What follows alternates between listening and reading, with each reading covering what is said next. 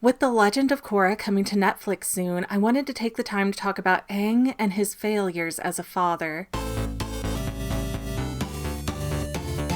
Hi guys, welcome back to the Fangirl. I'm Megan, and I'm about to deep dive into Aangs Children and how this sweet, good-natured, caring boy turned into such a bad dad. So, for those of you who are just finding out that Avatar had a sequel series, yes, The Legend of Korra is very real and incredibly awesome. Spoilers ahead, but as it turns out, Aang died somewhere in his 50s to 60s and was reincarnated as a southern waterbender named Korra. But in between being 12 and 50, Aang actually sired 3 children with Katara: Bumi, Kya, and Tenzin. Now, the interesting thing is, despite being in love for most of their lives and, living in a time before birth control, Katara and Aang only have 3 children, and those children have very notable age gaps. Now, the series never tells us the exact ages of Aang's kids, but if we look at this photo, it looks like Tenzin was born when Kya was about 3 to 4 years old, and then Bumi, the oldest, is about 10 at that point. And it wouldn't really be abnormal for a couple in this kind of setting to have 5 kids in 5 years, but they didn't. Aang and Katara had children very deliberately and methodically. So here's what I inferred happened. In The Legend of Korra, it is mentioned that Katara had some kind of hand in building up Republic City. Most notably, she's mentioned as having outlawed bloodbending, which is as cool as it sounds if you haven't seen the show yet. However, eventually, Katara returned to the South Pole and remained with the Southern Water Tribe, which likely happened when she started having children. It is much more difficult and dangerous to raise a new family in a newly forming city, and with Aang's attention being constantly pulled all over the world, Katara would likely look for support from family like her father and grandmother. Now, Katara's brother Sokka seemed to stay in Republic City as a councilman, but even though they were really close-knit as kids, I imagine that Katara being a mother sort of made her stop mothering her brother. So Sokka was finally left to his own devices, for better or worse. And since we don't hear much about Sokka's old age, I kinda think it was for the worst. This idea is vaguely supported in The Legend of Korra when we get back to the South Pole in Season 2 and see more of Aangs Children. They never directly say it, but both Kya and Bumi seem to refer to the Southern Water Tribe as their home, not some weird nursing care facility for their mom. And when Korra has visions of Aang's past life when he's in about his 40s and he's dealing with Yakone, Katara is nowhere to be seen, even though we do see Toph, and Katara is usually Aang's right hand. But backing up again to the childhood issues, the birth of Bumi would have suddenly put some divide between Katara and Aang because suddenly Katara can't go traveling the world anymore. She has to be the stable parent while her husband goes and saves the world over and over and over again. Plus, if Bumi did turn out to be an airbender, having the last 2 airbenders together all the time was just like asking for trouble. Aang was always dealing with some really dangerous guys, so one bad hit and the entire Air Nation is gone again. However, after Bumi got a few years old, it became apparent that he was going to be no type of bender at all. So, Katara and Aang have a second child, their only daughter, Kya, and she showed some bending skills at a young age. Alas, though, it was only water bending. Now the pressure is on an aging Aang. He knows that as the last airbender, part of his duties as the Avatar, the balance between everything in the world, even the spirit and physical world, he has to create the next generation of airbenders, otherwise an entire culture dies with him and everything is thrown out of balance again. Who would even be able to teach the next Avatar airbending? So Tenzin is born to fulfill all of those hopes and promises. And lucky enough, Tenzin is not only an airbender, but he's a very serious kid who accepts that his destiny is to carry the weight of an air nation on his shoulders. And even though all that weight is air, it's still a big burden. But huzzah! A new airbender is born! The air nation is saved! Except, there's a little bit of a problem. You see, being an airbender by birth does not mean that you're gonna know the entire background of the air nomads. So, with Tenzin in the world, the entire air culture has to be instilled into that one child before his father passes away. And unfortunately, since Aang spent 100 years frozen in an iceberg, it's believed that that greatly impacted his health at the end of his life. And as a person who has a strong spiritual connection to things, I would imagine that Aang could sense that his body wasn't doing too well. So now Aang is racing against the clock to train a new airbending master and have to teach that person all of the culture of thousands of years of civilization. And that meant as soon as Tenzin was able to function, he and Aang were off to tour every air temple in the world. New problem though, Aang is now suddenly super dad, even though his other two kids never really got much of his time or attention. Aang put so much pressure on himself to preserve his history that he forgot to pay attention to his legacy. Aang was so preoccupied having Tenzin that he forgot to tell his other kids that they mattered too. That's why Kaya gets characterized as this carefree rolling stone. Really though, she can't settle down. She can't really fall in love because she never felt like daddy really loved her, so she doesn't know how to love herself to be with somebody else. That would certainly cover why Kaya has an engagement necklace that is not Katara's, by the way, yet she never mentions a husband or any children. So Kaya was engaged, but either something happened to that man, or the more likely option, Kaya just flipped out one day and went to travel the world as the Avatar's daughter because that got her a lot of fame and freebies. But you know, to Kaya, having a family could only lead to disappointment, so running around the world was her way to rebel. Then the oldest child, Bumi, is in a similar boat, but he has much more of this insecurity on the surface. Bumi is like when two wizards have a baby and it doesn't have magical powers and everybody's so like embarrassed and ashamed of that kid. Here Bumi is the child of two world-class benders, and yet he isn't born with any bending talents. I'm sure neither of his parents ever said anything negative to Bumi about being a non-bender, but Aang favoring Tenzin so much would say more than 1,000,000 words could. So Bumi ends up acting out for attention his entire life. Bumi also manages to pull himself up to the rank of military commander, which, you know, that's about as high as a regular person can ascend. And Bumi is constantly trying to one-up his siblings and saying things like, well, if I can do it as a non-bender, it should be no problem for you. Bumi, it's pitch black and the rocks are slippery. You're gonna hurt yourself. Come on, you wimps.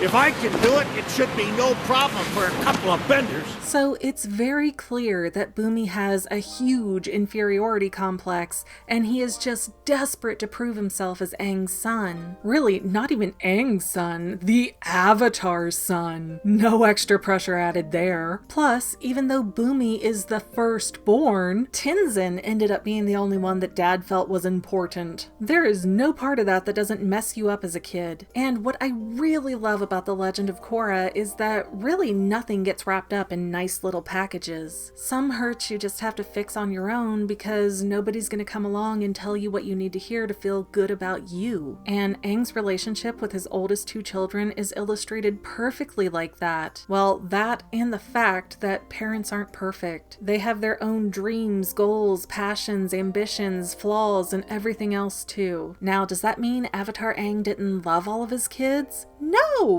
Of course not! That's a ludicrous thing to imply. But, similar to how Yakone gets obsessive when he finds out his sons are waterbenders, Aang became so focused on the next airbender that he neglected and damaged his other two kids. He didn't mean to do it, and Aang may very well have seen it as giving Bumi and Kaya the freedom to be whoever they wanted. To the contrary though, Tenzin's fate was sealed, and he was gonna be the next airbender, he was gonna be a master, he was gonna know everything about the air nomads, period. That's just how it is when you're the soon-to-be last airbender. Although, as far as genetics go, we know very little about benders. That means there's certainly room to argue that Kaya and Bumi could have children who are airbenders. So it is kind of weird that Aang never made the touring of the air temples some big family to do. I mean, even without airbending, it's still Kaya and Bumi's culture too. So even though I don't think that Aang meant to be a neglectful father, maybe just an overloaded or thoughtless man. Ultimately, that's how things played out simply because Aang valued the abilities of Tenzin more than the blood ties that all of his children shared with the Air Nation. Aang lost sight of the primary function of the Avatar, balance. And unfortunately, his children are the ones who paid that price and carry that baggage. I might be overthinking it, but that's literally my job.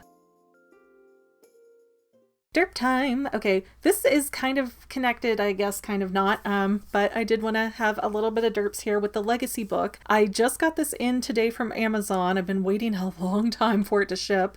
I'd actually written the script before I got this in, but this has some things that kind of confirm what I'm saying.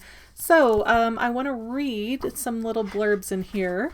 Legacy is kind of like a scrapbook from Aang to Tenzin, and it really doesn't talk about Tenzin. He's only 5 when this is written, but there are letters in here to Tenzin from Aang and Katara, and I want to read some little snippets of those that support what I'm saying. If I had more time with this book beforehand, I would have worked it right into the script and it would have been great, but we'll do what we've got to do. Okay, a letter from Aang to Tenzin.